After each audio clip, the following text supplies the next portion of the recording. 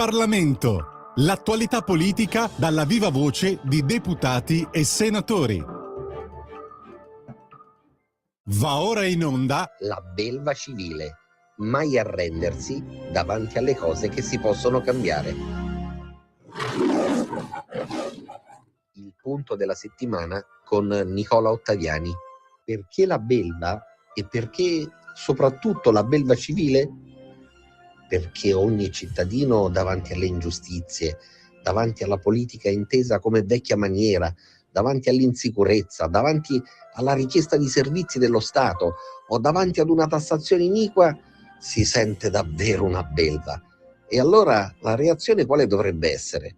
Quella di occupare le strade, le autostrade o le stazioni o incendiare le autovetture delle forze dell'ordine come vorrebbe fare una certa sinistra per paralizzare il paese, per portarlo magari nel caos? Assolutamente no. La reazione, quella composta, quella sana e soprattutto intelligente, ma anche ferma e qualificata, è quella di portare avanti le riforme nel nostro paese e nelle nostre istituzioni. Vediamo come.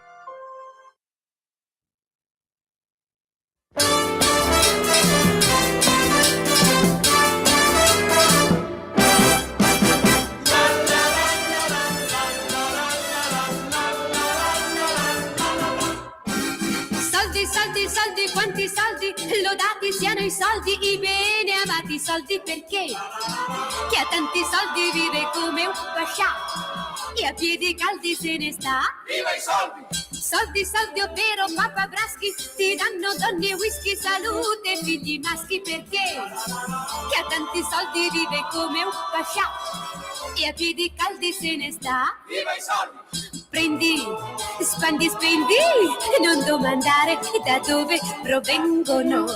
E dindi, e tanti dindi, che nelle tasche ti fanno din din din. Oh, soldi, soldi, soldi, tocca sana di questa quotidiana battaglia della grana, perché chi ha tanti soldi vive come un pascià e a piedi caldi se ne sta. Viva i soldi!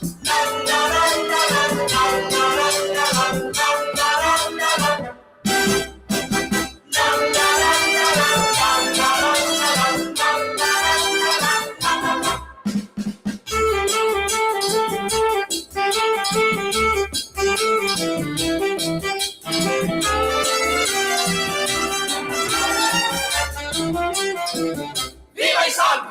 Soldi, soldi, ovvero Papa Braschi, ti danno donne, whisky, salute, figli maschi, perché chi ha tanti soldi vive come un pascià e a piedi caldi se ne sta. Viva i soldi! Prendi, spandi, spendi, non domandare da dove provengono. E dindi, e tanti dindi, che nelle tasche ti fanno din din din. Oh, soldi, soldi, soldi, tocca sana di questa quotidiana battaglia della grana, perché chi ha tanti soldi vive come un pascià e a piedi caldi se ne sta. Viva i soldi! Soldi, soldi, soldi, soldi, soldi. Soldi, soldi, soldi, soldi, soldi. Soldi, soldi, soldi, soldi, soldi. Soldi, soldi, soldi, soldi, soldi.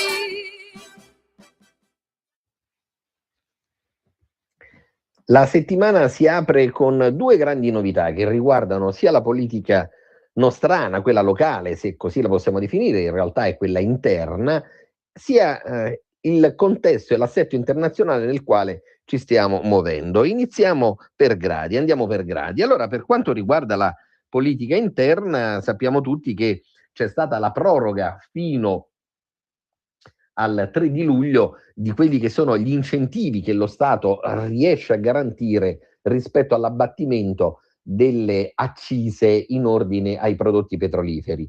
È un abbattimento leggermente più contenuto rispetto al passato, ma almeno abbiamo la certezza che per i prossimi 30 giorni lo Stato si è messo le mani in tasca e non ha messo le mani in tasca agli italiani, questo per scelta precisa del nostro governo e per scelta soprattutto orientata da parte del ministro Giorgetti, dando qualche boccata d'ossigeno in più rispetto all'aumento della bolletta energetica, tenendo presente che oggi stiamo parlando della bolletta energetica che riguarda i carburanti da trazione degli autoveicoli e dobbiamo avere la certezza, o comunque dobbiamo iniziare a programmare quello che può avvenire nel periodo di novembre, quando verranno riaccesi i riscaldamenti in giro per l'Italia. Ecco perché Giorgetti e tutta la Lega, a iniziare dal nostro vice premier Matteo Salvini, stanno facendo il possibile per sbloccare quelle che sono in realtà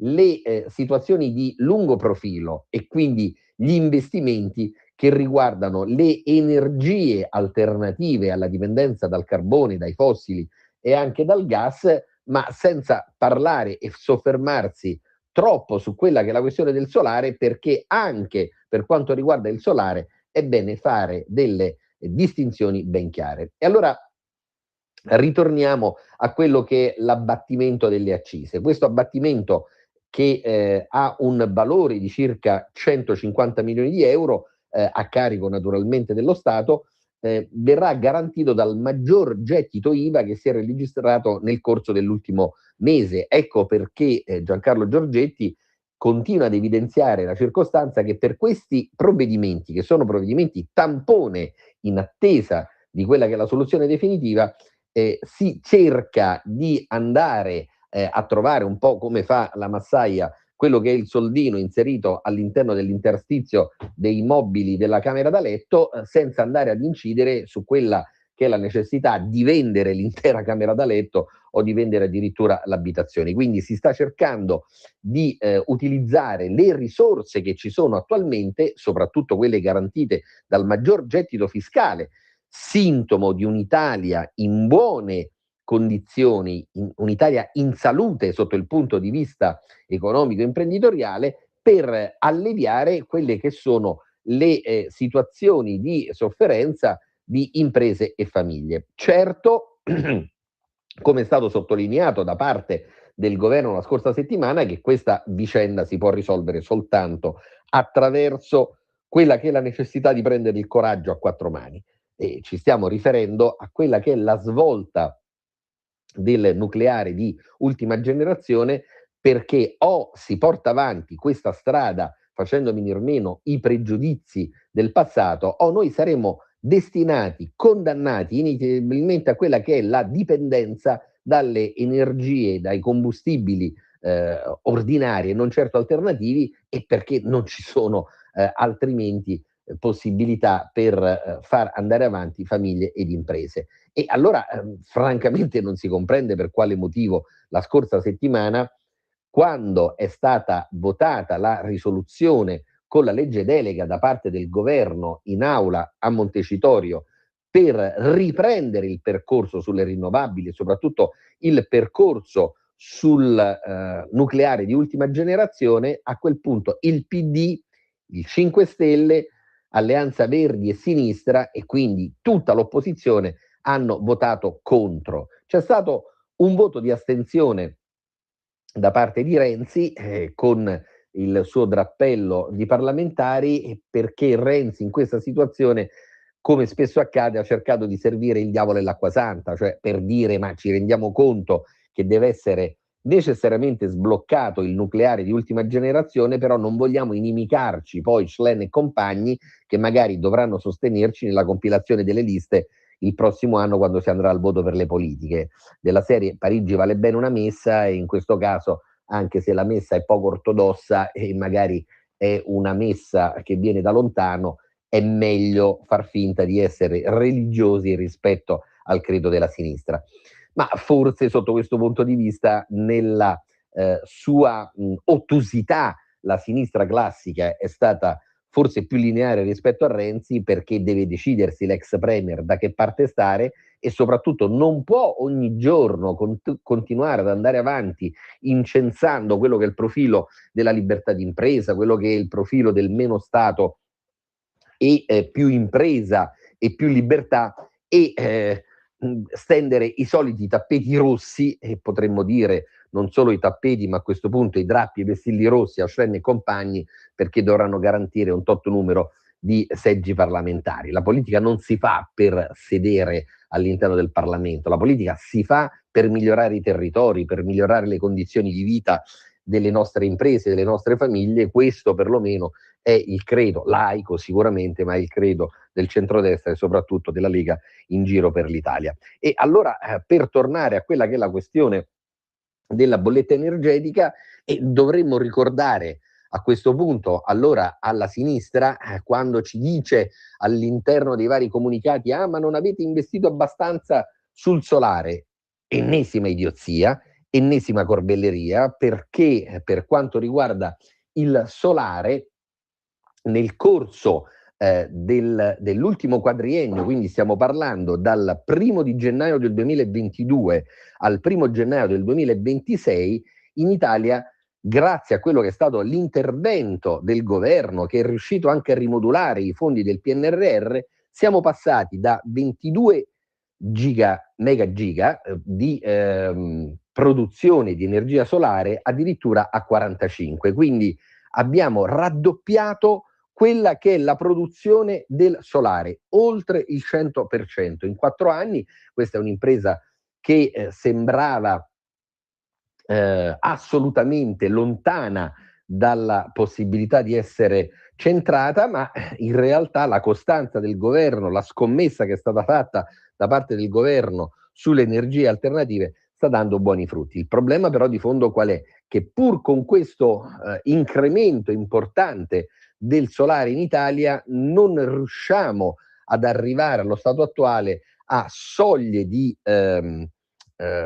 produzione energetica da solare che superino il 15-16% del fabbisogno nazionale. E mentre abbiamo altri paesi, e ci riferiamo ancora una volta alla Francia, che grazie all'energia atomica, e non crediamo che sia soltanto quella di ultima generazione, riescono a sopperire ad un fabbisogno energetico delle proprie bollette pari al 70%. E sì, questo perché? Perché in Francia sono dislocate e attualmente attive tra centrali e reattori un numero di unità pari a 56, quindi siamo davanti alla metà di tutti i reattori in questo momento in funzione all'interno dei 27 paesi dell'UE, dell'Unione Europea, e diamine come potrebbe competere il nostro paese sotto il punto di vista della produzione delle merci e dei servizi con chi ha un nucleare che sostanzialmente costa zero in termini di produzione, perché è chiaro, costano gli investimenti, ma l'energia nucleare sappiamo tutti che una volta che viene messa a regime, al di là di quello che è il pagamento dei costi di esercizio, ha un costo di produzione prossimo allo zero. Non solo, ma quando spesso si fa riferimento anche alla Spagna, la Spagna che viene definita come un motore della sinistra europea, ci si dimentica, senza andare a guardare in casa d'altri per quelle che sono le note vicende giudiziarie che in questo momento stanno attraversando il governo, e la Spagna anche ha il 20% del proprio fabbisogno energetico che viene assicurato dalle centrali e dai reattori. Sì, si dice dall'altra parte, ma l'attuale governo spagnolo ha deliberato una risoluzione con la quale questi reattori entro il 2035 dovrebbero cessare di produrre energia, ma il 2035 significa da qua ai prossimi 9 anni.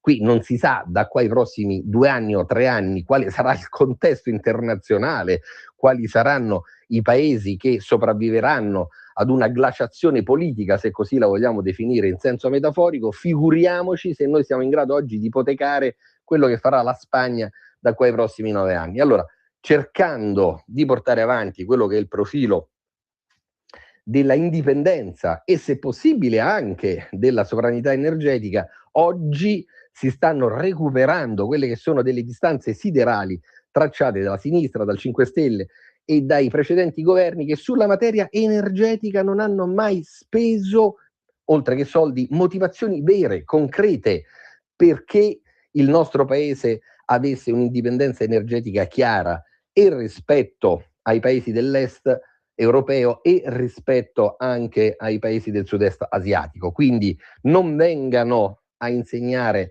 la messa ai preti, non vengano a farci prediche di basso rilievo, perché quello che sta facendo questo governo in materia energetica non è mai avvenuto nel corso degli ultimi 70 anni della storia recente, moderna e contemporanea del nostro paese, che quest'anno celebra anche gli 80 anni della Repubblica. Quindi si sta facendo non solo tutto e di più, ma si stanno scalando posizioni importanti all'interno delle classifiche internazionali in materia di energie sostenibili, in materia di energie rinnovabili, quindi stiamo parlando sia di solare che di energie che vengono prodotte attraverso sistemi, ad esempio, di riduzione dei rifiuti, di biogas, biodigestori, tutto quello che può riguardare le fonti alternative.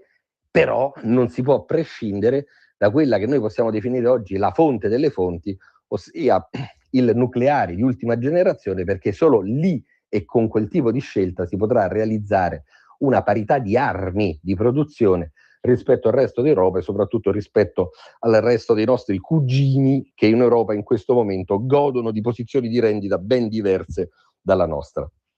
La seconda vicenda che vale la pena di affrontare molto velocemente, ma non la possiamo saltare a piè pari, è quella che riguarda la partecipazione o meno dell'Italia a quelli che sono i vertici che si sono svolti nel corso degli ultimi 3-4 giorni, prima nei Balcani e poi a Londra, rispetto a quella che è la postura che si deve in questo momento tenere rispetto al conflitto russo-ucraino. Noi l'abbiamo detto a più riprese, il governo di centrodestra non è disponibile a mandare truppe all'interno del conflitto russo-ucraino e soprattutto, per voler essere chiari una volta per tutte, l'Ucraina deve avviare un percorso per un'integrazione europea, ma un conto è dire di avviare un percorso, un conto è dire sì, siamo già all'interno dell'Unione Europea a tutti gli effetti. E, purtroppo sulla materia anche di diritti civili, politici, delle libertà fondamentali, su una materia enorme che riguarda anche quella che è l'armonia dell'economia, la struttura dell'economia, l'Ucraina ha una serie di passi che deve fare prima di poter dire ma facciamo la domanda di ingresso all'interno dell'Unione Europea. Ma guardiamo soltanto quello che nel corso degli ultimi 20 anni è avvenuto in Albania. Ancora non si è concluso il processo di europeizzazione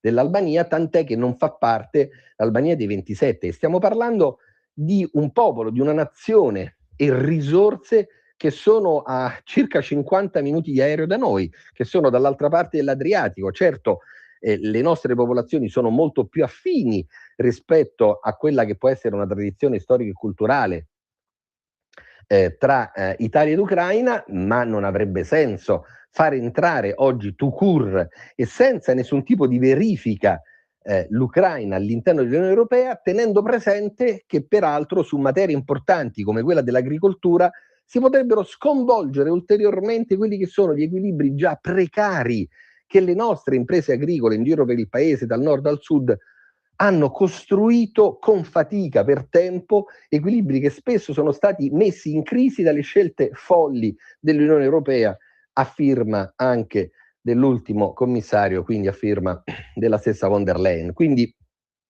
se von der Leyen e compagni hanno intenzione di sconvolgere, di stravolgere ulteriormente quelli che sono equilibri che sono costati lacrime e sangue alle nostre imprese, alle nostre famiglie, insomma, lo facciano all'interno dei loro territori di competenza. Ma se si parla di Unione Europea e si parla di consenso necessario da parte di tutti i membri dell'Unione Europea rispetto a quelli che sono i nuovi ingressi e soprattutto i nuovi equilibri che eventualmente potrebbero essere costruiti, non si può prescindere dall'Italia, non si può prescindere da quello che oggi è il motore dell'Europa sotto il punto di vista economico, ma anche e soprattutto sotto il punto di vista politico. Abbiamo dimostrato rispetto a quelli che sono anche i partner internazionali come gli stessi Stati Uniti, che laddove c'è la necessità di affermare l'italianità, prima viene l'Italia, prima vengono gli italiani e poi viene la considerazione che riguarda tutto il resto. È un modo, secondo alcuni, un po' ancestrale e secondo altri addirittura preistorico di concepire la politica? No, è un modo normale di concepire la democrazia.